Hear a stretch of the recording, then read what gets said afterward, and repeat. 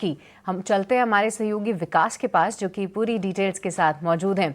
विकास, क्या कुछ चिंताएं उभर कर आ रही हैं? क्या ये इंडियन कंपनीज से रिलेटेड चिंताएं हैं या ग्लोबल चिंताओं की वजह से इंडियन आईटी कंपनीज की भी पिटाई हो रही है?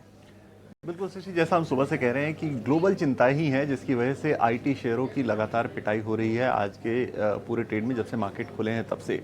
अब देखिए हुआ क्या कि कल यूएस में जितने उनके टेक शेयर हैं उनमें बड़ी गिरावट देखने को मिली। इनफैक्ट आप गिरावट देखेंगे 2-3% के आसपास। अगर माइक्रोसॉफ्ट टूटा, एनवीडिया 3% टूटा, लेकिन कुछ शेयर ऐसे हैं जैसे सेल्सफोर्स 7% टूटा। कुछ शेयर ऐसे हैं जो 13-13, 14-14% तक की गिरावट उनमें देखने को मिली। आपकी स्क्रीन पर ये पूरा डेटा दिख रहा है कि यूएस के शेयरों में कितनी गिरावट देखने को मिली है। तो वो जो इम्पैक्ट है वो क्यों आया, पहले वो समझना जरूरी है, तो हम अंदाजा लगा पाएंगे कि इंडियन आईटी में आखिर क्या हो रहा है। तो हुआ ये है कि एक एंथ्रोपिक करके एक वहाँ पे कंपनी है, एक स्टार्टअप है जिसने एक एआई प्लगइन लॉन्च किया है। और ये एआई प्लगइन बहुत ही रिवोल्यूशनरी है। वो ये करने वाला है कि वो जितने यूएस के लीगल डिपार्टमेंट के डॉक्यूमेंट्स हैं उनको रिव्यू कर सकता है। तो बेसिकली होगा ये कि जो मैनुअल चीज़ें हो रही थी, मैनुअली सॉफ्टवेयर से जो काम रिव्यू का हो रहा था वो एआई सॉफ्टवेयर करेगा। तो एफिशिएंसी बढ़ेगी। और आईटी कंपनियों के लिए नेगेटिव ये होगा कि उनको जो ऑर्डर मिले हुए थे, जो उनके सॉफ्टवेयर यूज़ हो रहे थे, जो उनकी स्किल्स यूज़ हो रही थी, वो सारी चीज़ें यूज़ नहीं होंगी, उनके ऑर्डर्स वहाँ पे से कम होंगे। तो उसका नेगेटिव इम्पैक्ट उन शेयरों पर देखने को मिला, अमेरिकी कंपनियों के शेयर को देखने को मिला। और उसी का असर आप देखिए कि एडीआर के ऊपर भी जो है वो गिरावट देखने को मिली। आप इन्फोसिस के या विप्रो के एडीआर को देखेंगे, कल जो है वो वहाँ ठीक ठाक गिरावट देखने को मिली थी।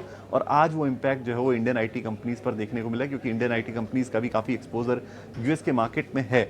तो उसका इम्पैक्ट आपको अब इंडियन आईटी कंपनीज पे भी देखने को मिलेगा। आप अगर निफ्टी 50 के टॉप लूजर्स देखेंगे तो 4-5 जो लूजर्स हैं आपको टॉप में दिख रहे होंगे, वो सारे जो है वो आईटी के हैवी वेट्स हैं, आईटी की लार्ज कैप कंपनियां हैं।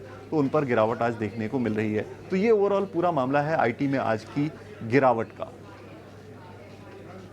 बहुत बहुत शुक्रिया विकास, ये पूरी जानकारी देने के लिए कि क्यों आज आईटी में गिरावट हावी हो रही है। और स्टॉक्स में देखिए कोई शानदार रिकवरी भी नहीं है, अभी भी 5% करेक्ट हो चुके हैं यहाँ पर तमाम काउंटर्स। बट कुणाल, एक बार आपका व्यू लेंगे आईटी पे।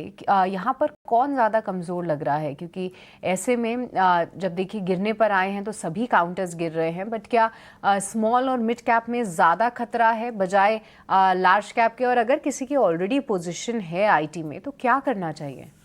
तो मेरा मानना है कि थोड़ा सा आई थिंक होल्ड पे रहना चाहिए आईटी स्टॉक्स में। होल्ड इन द सेंस ना यहाँ पे एवरेज करनी चाहिए आईटी स्टॉक्स में फिलहाल।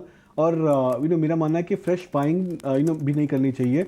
हाँ, प्राइस वाइज बहुत बार होता है कि जब 5-6% एक डाउन टिक आ जाता है तब ये अट्रैक्टिव लगता है। बट मुझे ऐसा लग रहा है कि आई थिंक काफ़ी सारे जो large cap mid cap IT stocks है वो अपने लॉन्ग टर्म मूविंग एवरेजेस को वापस से चैलेंज कर रहे हैं।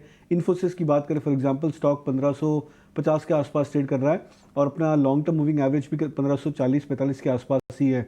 अगर ये स्टॉक इन लेवल्स को तोड़ देगा तो मुझे ऐसा लग रहा है कि आई थिंक एक one more round of selling आ सकती है इन आईटी स्टॉक्स में। तो मेरा मानना है कि उस लिहाज से थोड़ा सा वेट करना चाहिए। अगर एक आध दिन और सेलिंग अगर एक्सेलरेट होती है आईटी स्टॉक्स में तो हम देख सकते हैं कि एक डाउनवर्ड ड्रिफ्ट में आ जाएंगे। और बहुत बार होता है कि जब डाउनवर्ड ड्रिफ्ट में आते हैं तो स्टॉक्स अपना बॉटम काफ़ी टाइम के बाद बनाते हैं। तो उस लिहाज से मुझे ऐसा लग रहा है वेट करना चाहिए आईटी स्टॉक्स पे, फिलहाल बाय या इन्वेस्ट नहीं करना चाहिए। ऑलराइट, तो चलिए ये काउंटर्स यहाँ पर आप ध्यान ज़रूर रखें और आईटी काउंटर्स थोड़ा सा वेट ज़रूर कर लें आप अपनी पोजीशंस कट करने से पहले।